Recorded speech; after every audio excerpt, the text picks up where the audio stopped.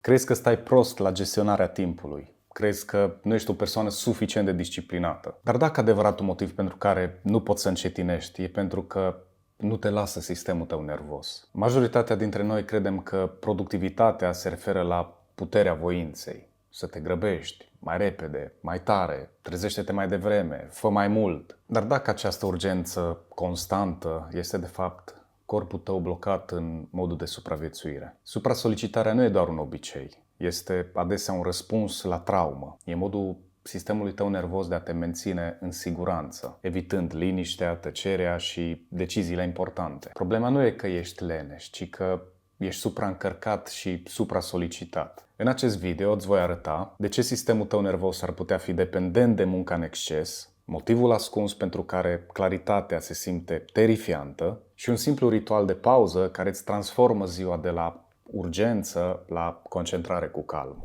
Am trăit și eu toate astea. M-am îngropat în sarcini și liste de to-do crezând că sunt productiv, când de fapt fugeam de emoții pe care nu știam cum să le conțin. Am devenit persoana care spunea mereu da, la proiecte, la favoruri, la tot ceea ce nu eram eu. Dar de fiecare dată când spuneam da altcuiva, îmi spuneam mie, în liniște, nu. Nu odihnei, nu nevoilor, nu proprii mele voci interioare. Și m-a rupt asta.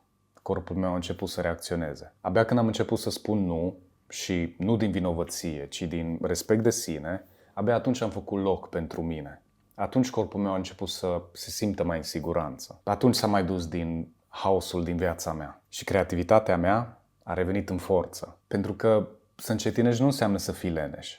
De aici începe adevărata ta putere. Deci, dacă te-ai înecat în propria ta listă de to-do, dacă simți că, indiferent cât de mult ai face, niciodată nu e suficient, asta nu e o problemă de gestionare a timpului. E o problemă a sistemului nervos. Și odată ce înțelegi de ce corpul tău te ține blocat în mișcare, adică pare că te miști, dar de fapt nu simți că faci progres, atunci poți în sfârșit să începi să lucrezi cu el în loc să lucrezi împotriva lui. Lasă-mă să-ți arăt cum. În primul rând, supra-solicitarea nu este o problemă de productivitate, ci un mecanism de protecție. Majoritatea oamenilor cred că epuizarea e cauzată de a face prea multe, dar adesea e cauzată de sentimentul că nu te poți opri. Asta nu e lene sau lipsă de disciplină, ci un sistem nervos dereglat. Când corpul tău e blocat într-o stare cronică de luptă sau fugi, liniștea se simte nesigură. Deci continui să forjezi, rămâi ocupat, pentru că în corpul tău mișcarea echivalează cu supraviețuirea. Dacă nu te miști, dacă nu faci, ajungi la sărăcie. Ăsta e motivul pentru care, chiar și în zilele de odihnă, s-ar putea să te simți vinovat că nu faci nimic productiv.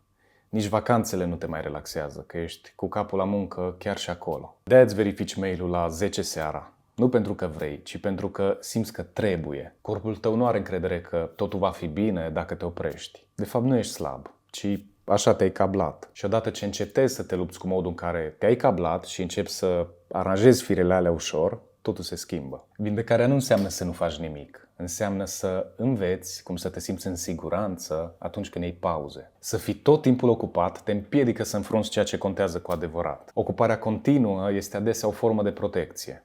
Când umpli fiecare oră, fiecare gol, fiecare respirație cu sarcini, nu trebuie să vezi și să simți niciodată ce se află de desubt. Frică, îndoială, nesiguranță, singurătate, dorință. Liniștea aduce acele emoții la suprafață și pentru mulți dintre noi asta e mai terifiant decât epuizarea. Întreabă-te, ce aș avea de simțit dacă nu aș fi atât de ocupat tot timpul? Ce decizii nu aș mai putea evita? Pentru mulți antreprenori, soloprenori și creativi, a rămâne în mișcare tot timpul este o modalitate inteligentă de a evita claritatea. Asta am făcut și eu o mare parte din timp. Băgam supreș prin muncă excesivă. Dar claritatea e de fapt locul în care trăiește inerția, momentumul. Claritatea vine atunci când încetezi să mai eviți. Uneori, lista ta de to-do nu e un instrument de productivitate, ci un mecanism de apărare.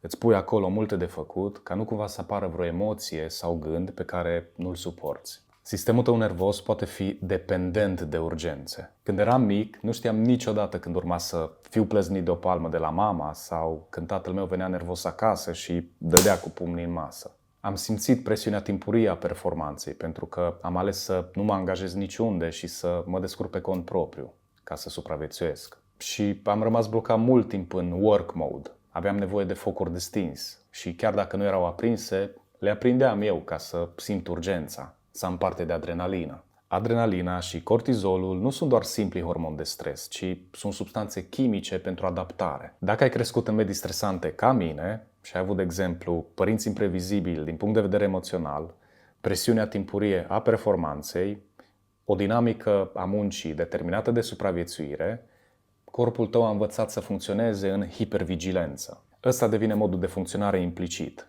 Întotdeauna scanezi, întotdeauna forțezi, întotdeauna termini, indiferent de consecințe. Suprasolicitarea devine o formă de alinare emoțională. S-ar putea să observi că duci lipsă de acea grabă, de acel rush. Te grăbești să răspunzi la mesaje sau mail-uri imediat după ce le primești.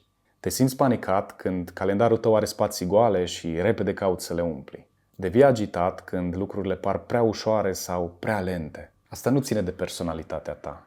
Așa te-ai cablat pentru a supraviețui. Sistemul nervos nu răspunde doar la pericol, ci și la mintește.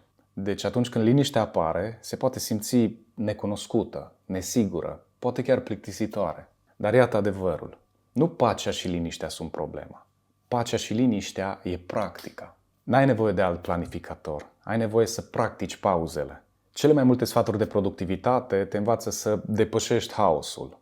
Dar nu mintea ta care gândește e cea care conduce spectacolul, ci corpul tău. Dacă sistemul tău nervos nu se simte în siguranță, niciun sistem nu va funcționa pentru tine. Îți vei autosabota rutina, te vei răzvrăti împotriva programului și oamenilor care îți vor binele. Și asta nu pentru că ești leneș, ci pentru că ești copleșit. În loc să te forțezi să te organizezi, încearcă mai întâi să te reglezi. Răspunsurile sistemului nervos de tip fight, flight, freeze, fawn și flop sunt reacții automate, instinctuale, la amenințările percepute, având ca scop să te protejeze. Încearcă acest lucru. Înainte de a-ți începe ziua de lucru, stai nemișcat timp de 90 de secunde. Respiră în abdomenul inferior și întreabă-te: în ce stare mă aflu? Fight, flight, freeze, fawn sau flop? De ce anume are nevoie corpul meu înainte să încep să produc, să muncesc? Eu, de exemplu, folosesc exerciții de respirație și practic Yoga Nidra sau NSDR în timpul zilei pentru a-mi da un reset sistemului nervos și a mă liniști. Mai ales atunci când simt acel bâzit, acea urgență, acel rush. Făcând aceste practici în timpul zilei, îi reamintesc corpului meu că nu trebuie să-mi câștig dreptul la odihnă. Nu trebuie să merit odihna. N-ai nevoie de o rutină de dimineață mai bună. Ai nevoie să te simți suficient de în siguranță încât să te poți ține de o rutină. Reglează sau, mai bine zis, regulează prima dată. După aia acționezi. Și în felul ăsta îți construiești încrederea în tine. Hai să-ți mai dau și un ritual simplu pentru a recabla relația cu urgențele. Vindecarea acestor urgențe cu care te-ai obișnuit nu se întâmplă deodată. Se întâmplă în momente mici în care îți înveți corpul că poate încetini și nu se întâmplă nimic rău. Fă acest lucru. În fiecare dimineață, înainte să pui mâna pe telefon, înaintea listei de to-do, doar respiră. 2 minute, 3 minute, 5 minute, fără obiective, fără agendă, doar fii prezent. Lasă-ți corpul să simtă liniște, fără pedeapsă. Lasă-l să asocieze încetinirea cu siguranța și poți să asociezi acest lucru cu o afirmație blândă. Am voie să mă mișc și mai încet. Sunt valoros chiar și când mă odihnesc. În felul ăsta recablezi relația cu urgențele, nu prin forță, ci prin familiaritate. Cu cât corpul tău se confruntă mai des cu încetinirea, într-un mod safe și intenționat, cu atât mai mult începe să-i ducă dorul. Acolo revine claritatea. Acolo începe acțiunea aliniată și acolo în sfârșit începi să fugi de tine însuți și să te întorci acasă. Dacă ai fost blocat în bucla asta a supra-solicitării, a gândirii excesive și ai simțit că niciodată nu e suficient cât faci, nu ești stricat.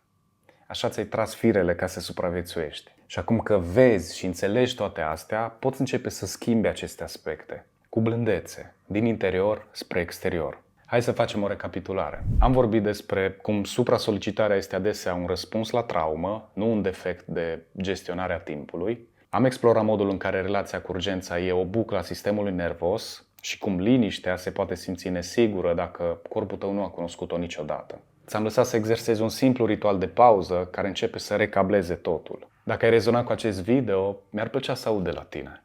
Lasă-mi un comentariu și împărtășește.